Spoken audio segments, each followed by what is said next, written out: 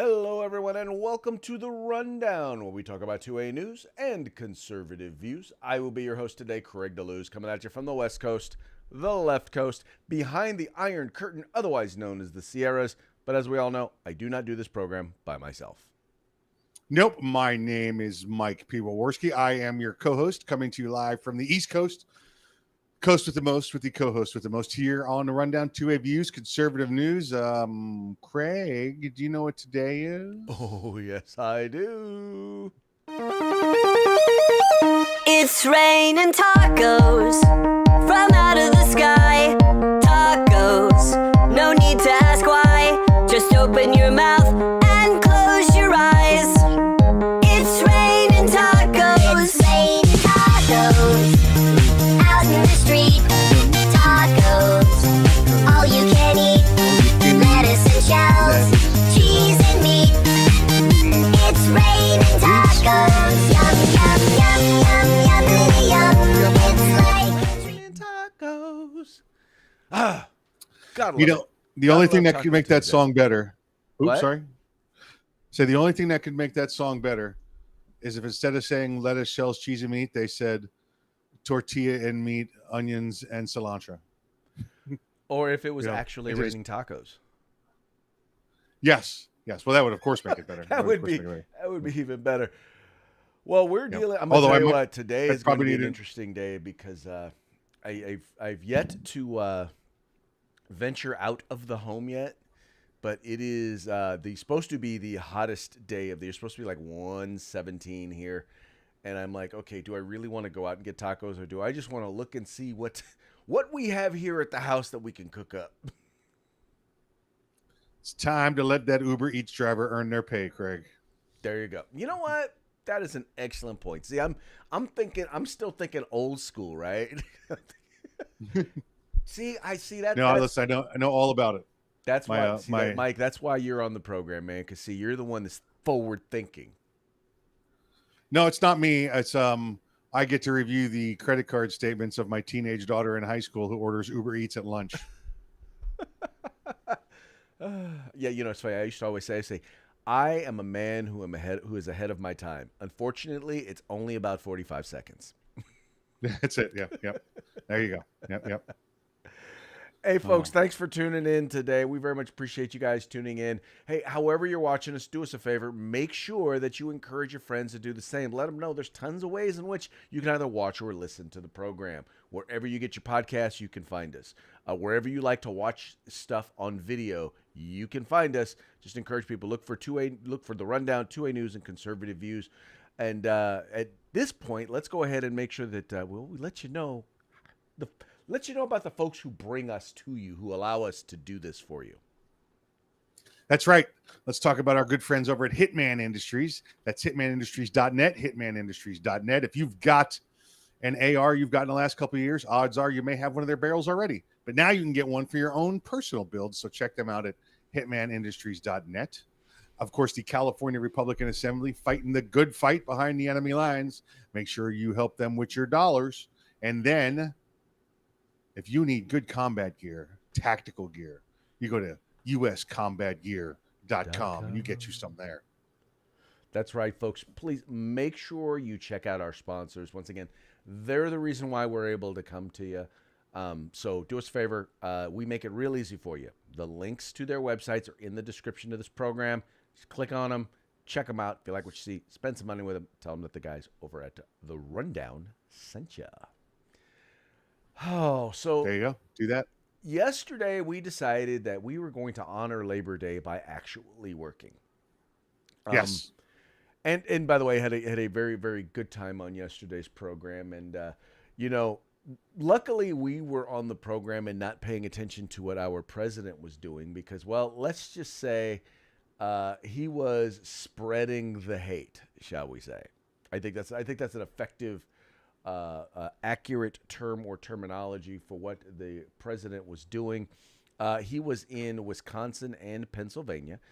And while he was in those states, he decided to talk real bad about Republicans.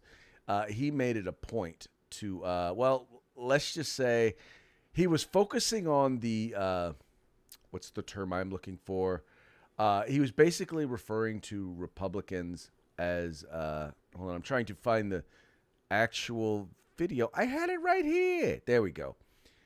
So I don't have the video, but here we have the president. He was there in Wisconsin, and he was talking about MAGA Republicans. And by the way, just so you know, if you think you are not a MAGA Republican, because he talks about MAGA Republicans as if MAGA Republicans are those who support Donald Trump, but it's if you are pro-life, if you believe in lower taxes, if you believe in limited government, if you believe that parents should be talking to their children about gender identity, and sex, if you believe any of those things, if you believe we should have a strong southern border and actually know who's coming into our country, you are in fact a MAGA Republican.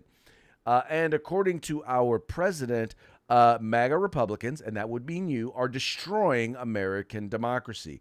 You are the very definition of extremism in his eyes.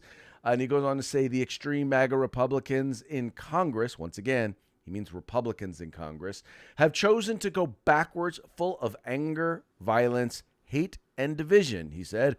But together, we can and we must choose a different path. Now, Mike, I'm having a very hard time figuring out how when you call half the country, right, full of anger, violence, hate, and division, how can you then say we must come together? Well, there's two reasons, Craig. One, you're suffering the onset of dementia and Alzheimer's or some sort of senility disease, and two, they don't care. They actually have hate, and the whole bringing us all together is just the statement they make to try and make amends and make it seem like that's their agenda, so they can always point back and say, no, we said we wanted to be together. Right after we said that half the nation was uncurable. That's what we said. Right, because you are 100% correct. He is truly not interested in making sure that we are coming together. It's his way of saying that if you are not a Republican who supports his agenda, then you are an extremist MAGA Republican. And therefore, we should all hate you, and you are evil. And that is his perspective, and that is what he's pushing out there. The one place I think we need to be very, very careful and not to take the bait is focus. We need to focus on the issues. It ain't about Donald Trump. It really is not. They're focusing on Donald Trump because they know they're wrong on the issues. We need to pivot it and say, you know what? What MAGA Republicans stand for is these issues, yada, yada, yada. And guess what? Who exemplified that when they were in the White House? That was Donald Trump. Yeah, there was somebody else. He used to bring everybody together. He promoted, harmony. He brought, the lowest rates of unemployment for minorities, the largest amounts of, federal dollars given to minority schools. I don't know. Who was that, Craig? I can't remember who that was. That would be Donald Trump. That would be Donald Trump. That's right. Funny how that works, huh? Funny how that works. Yeah. And once again, and these are all things that Donald Trump is not a quote unquote creator of anything. He just simply looks at the market, looks at what the market wants, and gives them what they want. So he didn't create those jobs. He just got the government out of the way so that those jobs could be created, right? The ideas, the things that he wants to do, the things that he did when he was president were all things that the people wanted. He was listening to the voters, right? That's why you start to see the demographic shift. The other thing that he got from the voters is the voters are pissed off at the swamp. And that's the Republican swamp as well as the Democrat swamp, because there were a lot of people in the Republican swamp that were like, well, it's going to take time and bureaucracy and yada, yada, yada. And he cut through so much of that and got stuff done. That's it. You don't have to like his personality, but you cannot objectively deny the results of his policies. That's it. And listen, he didn't play by the political rules. Listen, there was no, oh, you've been a career serviceman, you've been up here forever. Well, guess what? If you don't play ball with Donald Trump, you're fired. That's all there was to it. That's it. It didn't matter whose party you were with. You're done. If you're going to stand in the way of my agenda, you're done. Get out. Well, exactly. So Biden once again is spreading hate. Once again, basically claiming that half the country is evil and wants to destroy America. But let's all come together, right? That's the point of it. That's all. Hold hands and kumbaya, and even you dirty racists. What? I'm sorry. What?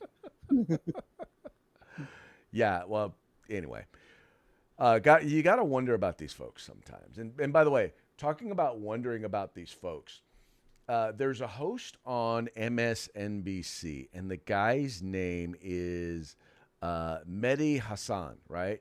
Now, this guy is probably amongst the most liberal. He's amongst the most liberal left wing of hosts. They're over at MSNBC. I don't get exactly what his point is or what his issue is, but dude is just literally. He's about as anti-American as you can get. Well, he has decided to come out and talk about how President Trump. Well, first of all, he talks about how in other countries, presidents are regularly jailed or regularly persecuted or investigated after they leave. And he basically said that here in the United States, the fact that we don't persecute our president, well, that's an outlier, right? In other words, that's a rare thing. And he's quite frankly, to a degree, he is in fact correct. But what he is saying is like, and he's comparing us to countries like Peru, right? Third world banana republic countries that, well, let's just say they wish they were the United States of America. And he compares us to them and saying, well, we need to be arresting more of our leaders. In particular, we need to be arresting Republican presidents. In this particular case, they're referring to Donald Trump. Now, mind you, Mike, he actually does absolutely nothing or says absolutely nothing about what he should be put in jail for. He just simply says that he should be put in jail. Oh, he said he should be put in jail because he's a Republican. That's what he said.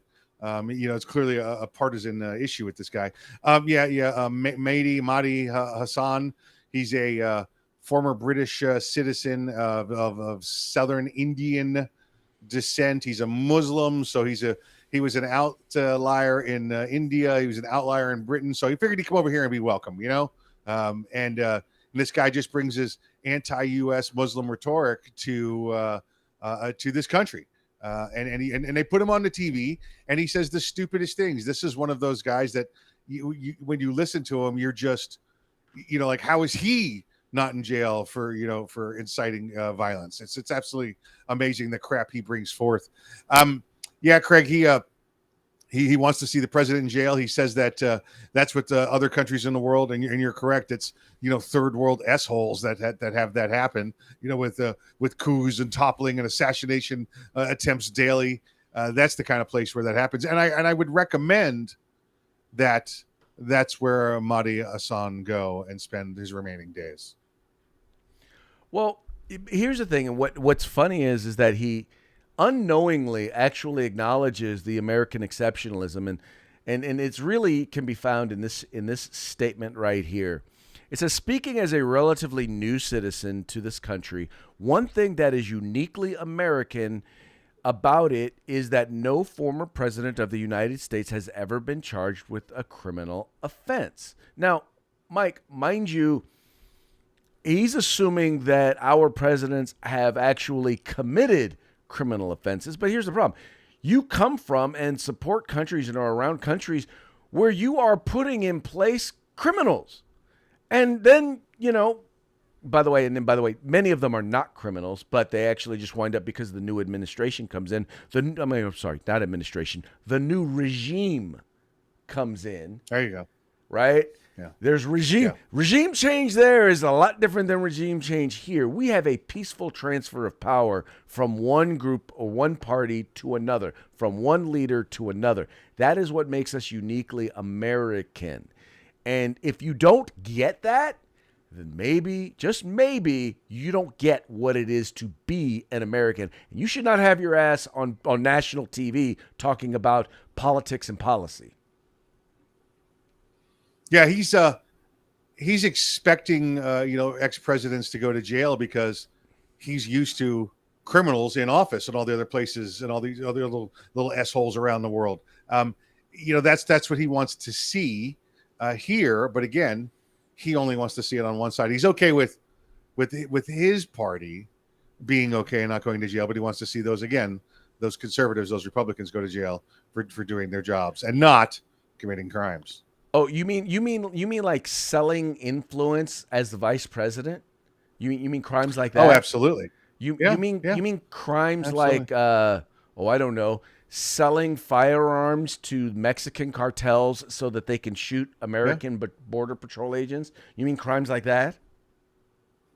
Yeah, or leaving 600,000 assault weapons in the hands of your sworn enemy, which, by the way, will probably be used for the next 100 years against us and our friendly forces. Yeah, probably for the next 100 years. The good thing about firearm technology, it lasts if you take care of it. Yep. But yeah, so this is an example of what. But here's the thing, Mike, and this is what's so bothersome.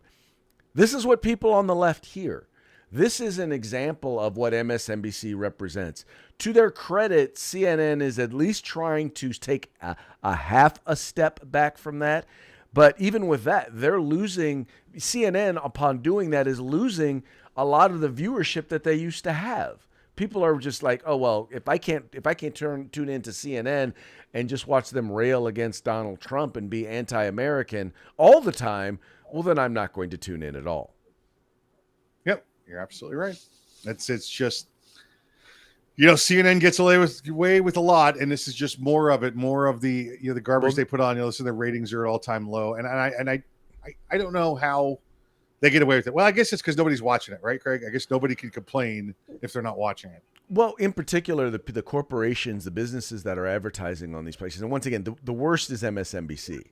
They are the absolute positive worst. And I don't understand how they get any advertising, because I can barely, I try to read and watch media from all different perspectives, and I just find that station to be utterly unwatchable.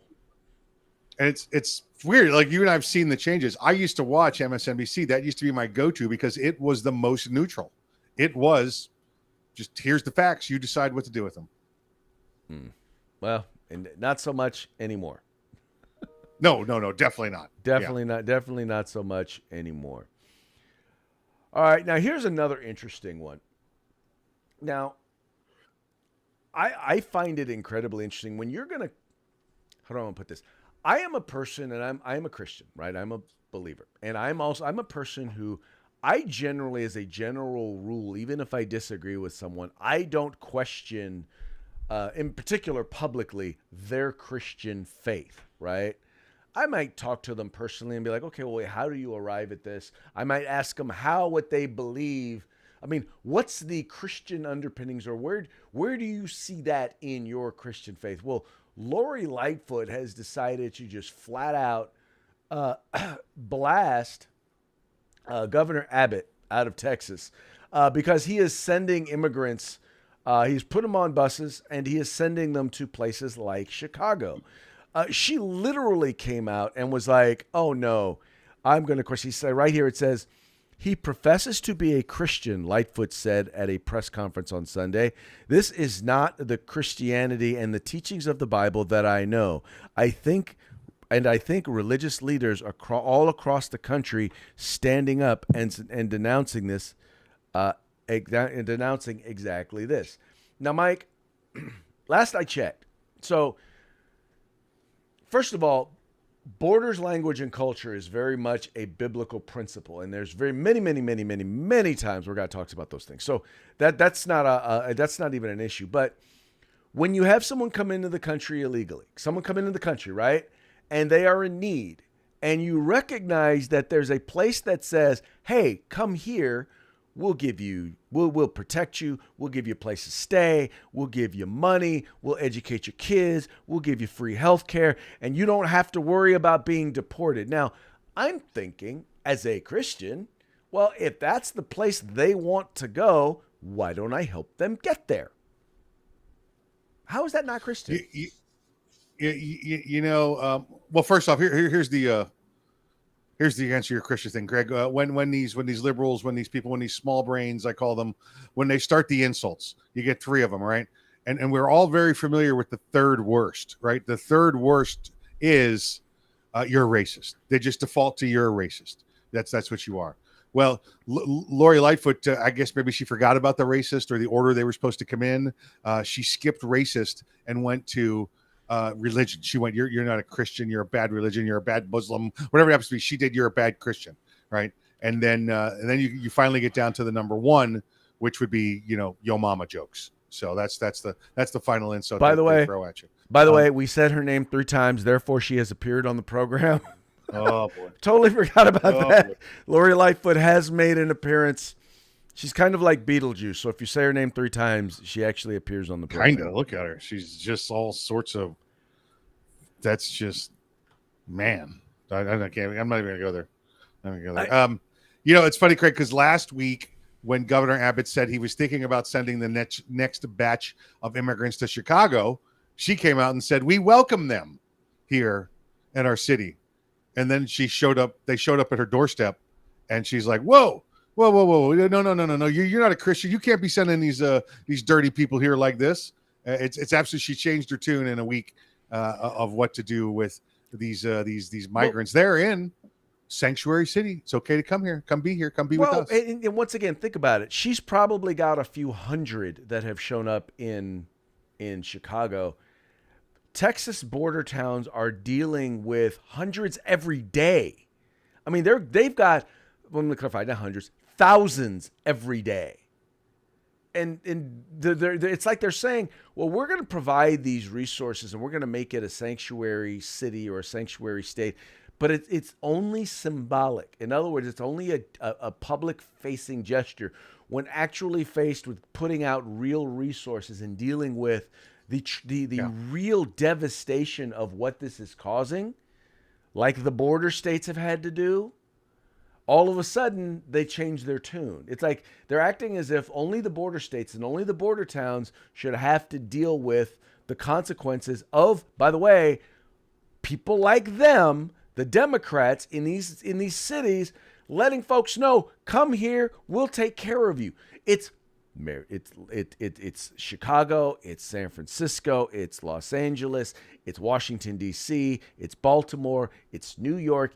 You're inviting people, not just the president, but you folks are all inviting them to come, and then you're telling them, yeah, but you stay down there in the border states because we don't really want to have to pay for you. Yeah, listen, it's one of those issues that the president and the administration refuse to acknowledge, Craig. They're willing to come out and talk about Donald Trump. They're willing to come out and talk about how, Republicans are going to destroy the Constitution because they know this issue is going to eat them alive. It's going to have their shorts when it comes midterms. And when they go do the polls after the midterms and go, why didn't you elect a single Democrat? They're going to go, hello, Joe Biden has allowed over 2 million illegal immigrants into our country at this point. Over 2 million new people you and I are supporting every day, Craig. And he's let them in, and they won't even talk about the problem. No, they absolutely won't. They act as if there's nothing going on at the border. And right. I don't understand them. And by the way, the worst part, once again, is the media lets them get away with it. By the way, in case you folks are wondering, there are kids in cages on the border. Just so you know. And way more than when Donald Trump was president. Yep. By the way, yes, Joe Biden has continued the Barack Obama policy of kids in cages. And I'm just using, that's the terminology I'm using because that's the terminology you used when Donald Trump was president. That policy has been continued and expanded under President Biden. No doubt about it. Absolutely right. No doubt it. Yep. All right, this next story has to do with gun confiscation. And by the way, we all know wherever gun confiscation has been put in place, it's always put in under the guise, well, we're going to decrease violent crime and mass shootings. And guess what? It does not work. And Cam Edwards over at Bearing Arms does a phenomenal job in his piece from last week, pointing out New Zealand's experiment in gun confiscation fails to reduce crime. In fact, Mike, it did the exact opposite. Now, gosh, I am wondering, why would confiscating people's guns increase crime? Hold on, let me see if I can do this math here. Let me see if I get this right. Law-abiding citizens turn in their guns because they don't want to be criminals. They then become unarmed subjects, first off, rather than just unarmed people. But the bad guys, they keep their guns because they don't care about breaking the law. And now they know there's a whole new batch of victims out there that are unarmed because they're law-abiding. I don't know, Craig. I don't know if I can figure this one out.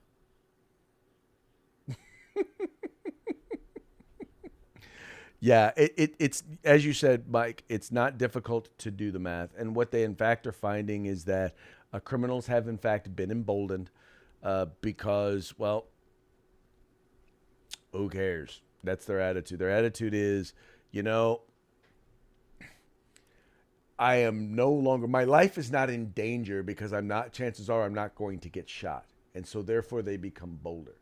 I always say, a lot of people put like the ADT signs out in their yard and they think that prevents crime. I'm a big believer in put this home defended by the Second Amendment sign in your window.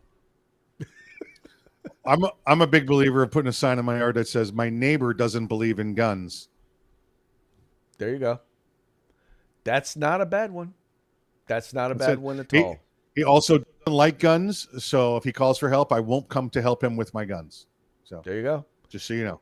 Can't that complain one right about over that there. one. Can't complain about that one. Yep. Yeah, you guys got an issue? Go. Well, not that guy. Go rob that guy over there. Go rob that guy over there. That guy has guns. Don't rob him. Yep. That guy, not so much. I saw a meme that would apply to New Zealand as well. It had the burglar breaking in and the New Zealand citizen going, help. And then it had a picture of it said break in an American house and had an octopus holding 8 Glocks. And it said, it's time to Glock around the clock, baby. It's time to Glock around the clock. Wow. Okay. Yeah, that's a lot. That's a lot of Glocks. Definitely. Well, listen, again, reloading is just so old school. Let's just use a different gun. Just keep going. Well, that's called a New York reload, right? New York reload. You know why it's called the New York reload? Why? Because they only get like 7 rounds in a mag up there. Oh. That's true. That's actually an excellent point. All right, let's move along to our parting shots for today. That's right, we're doing shots. All right, this first one. Shots. This first one still too early in the week for that. It actually brings a whole new perspective onto what we've been talking about when it comes to President Biden's authoritarian, fascist, dictator-esque speech. And it did seem oddly familiar. And we brought up a bunch of examples like V for Vendetta or, the Man in the High Castle and the Emperor in Star Wars. But there was another one that was actually was a lot more familiar or a lot more representative. And maybe I didn't recognize it because it was in black and white. There we go. Yep. I believe if you recall, I said it reminded me of Chancellor Hitler's acceptance speech. Yeah. Yes, you did. And by the way, it also brings up. So this one, for those of you who are just listening, there's Biden at the top. There's a picture in the meme. There's Biden at the top with his scowl on his face and the red in the background. He's got his fist clenched and he's yelling. And then just below him in black and white, you have Adolf Hitler behind the podium, fists clenched and yelling once again. And then it says on the meme, I thought this looked familiar. Plagiarizing again. There you go. Doing what he does best. It's funny how few people or how people seem to have just forgotten. Whoa. How many times Joe Biden has been caught plagiarizing, whether it's papers or whether it's from speeches. I mean, just out and outright, word for word plagiarizing. They also the number of times that he just flat out lied, whether it's about his getting into law school or going to law school or getting into a military academy or anything like that. He comes from a day and an age where there was no internet, where people could just Google something and find out that he was a frigging liar. And he just flat out lies over and over and over again, and nobody on the left seems to care. Yep, it's what he does. Once again, continue to lie. And at this point, Craig, not even sure if he knows he's lying. All right, listen, we know he's got people feeding him stuff. We've seen him read from the cards and say, wait, they told me not to say that, and that kind of stuff. It's just, listen, you're not only voting for somebody that's trying to destroy the country. It's probably somebody that doesn't even know he's destroying the country because he's being controlled by other people. Yep. It's so pitiful at this point. He's just doing what he's told. Yep. All right, this next one is, and this will harken back to the raid on Mar-a-Lago. This will harken back to impeachment 1 and impeachment 2. It will harken back to the Russian collusion scandal. Here's the thing. People trying to figure out exactly what Donald Trump has done wrong and should be criminally prosecuted for. You want to describe this one for the folks who were just watching or just listening? So there's a young man standing in front of a giant maze, just looks huge, high walls, and there's a little sign next to it that says, "Young voters trying to understand what Trump did wrong." Now, I don't know exactly because I haven't seen the documents or know what the exact documents there are that are included, but apparently there are dozens of documents that they are saying that are quote unquote top secret or classified. What the media isn't talking about is that there are tens of thousands of private documents belonging to the president that were taken in that raid. We're talking stuff, some of them were privileged documents, some of them were private documents. Well, what that's telling me is they went there for more than just these classified documents. Listen, if as President Trump were to walk into the basement of the CIA and go, "I hereby declassify all this," guess what, Craig? It's all declassified. He's the ultimate classifying authority. No one can counter his classifications. Okay. Right? I'm not going to say that I believe that it is that simple, as simply as waving your hand over a box of documents and saying this is declassified. But I definitely agree that he has the right and the ability as president to declassify documents. I just would like to know exactly what that process was. Right. And like I explained to you previously, and all the folks out there, if you turn to the vice president, look at what Mike Pence did, who'd been in government service for many, many years. He did the same thing. He had the authority to declassify issues that he was involved with and declassified them. What they did properly was log it. Okay. Right. And then give the logs to the National Archives and give the logs to the original classifying agency so they knew what happened. What I would assume happened with President Trump is they may not have been up to 100% on that procedure, or the National Archives lost his log, that kind of thing would happen, right? And I'm going to assume that's probably more of what happened, because I'm sorry, there's the absolute defense to this is all these things were taken before I left the Opera House. He didn't go back, Craig. He hasn't been up there since and taken classified documents. Right. There's no way for him to get classified documents since he's no longer the president. Right. Therefore, everything he got while he was president. And right. As president, he has the ability to go, "I hereby declassify thee." Once again, I think it was a fishing expedition is what it is. And the very fact that tens of thousands of documents that, once again, were his own private documents.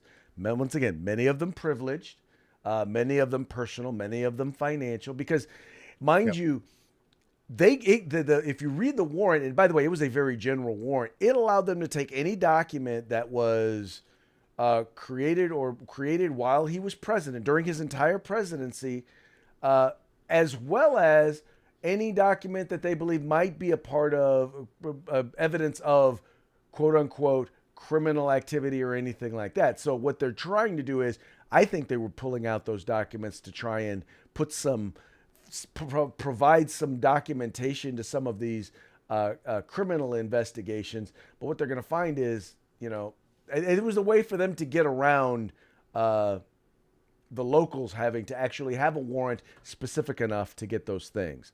There, once again, it's a fishing expedition to try and take out the president. That's it. Very true. And young Very folks are going to see right through it, I hope. All right.